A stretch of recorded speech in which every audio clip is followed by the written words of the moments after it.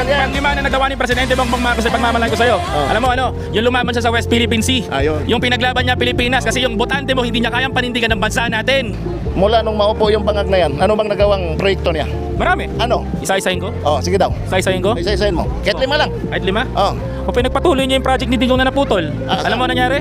Question number 1. Nandahil kay President Bongbong Marcos, yung iniwan na pending na subway ni dating Pangulong Duterte na inutangan niya ng 7.2 trillion pesos sa gobyerno.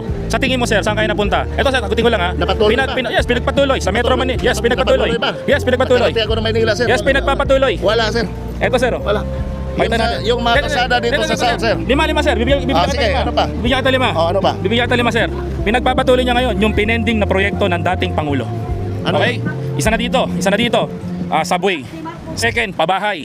Pangatlo, yung land title reform para sa mga mahihirap. Lahat ng taga Davao hindi nagbitin. Pumunta si secretary dito, pinuntahan niya to. Nagbigay siya ng lupa dito kaharap si Sara Duterte at si Senator Amy Marcos. Pangapat, ano pang nagawa ni Pangulong Marcos? Sa tingin mo, tumingin ka sa kalsada ngayon, tumingin ka sa daanan, tumingin ka sa gobyerno natin.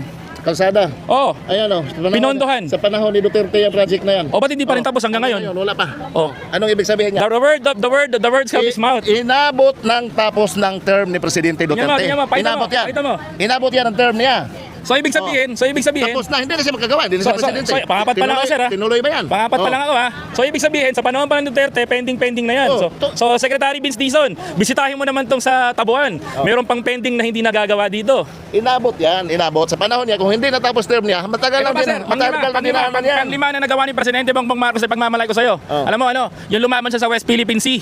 Yung pinaglaban niya Pilipinas kasi yung botante mo hindi niya kayang panindigan ng bansa natin. Tapos ang usapan. Paano matapos ang usapan?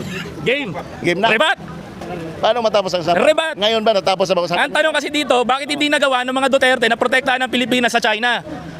West Philippine Sea, pagmamalaki mo si Sara Duterte ngayon dito sa akin, sasabihin mo, hindi naman ako pro Bongbong, hindi naman ako pro Sara. Kaya ba ni BBM ngayon protektahan?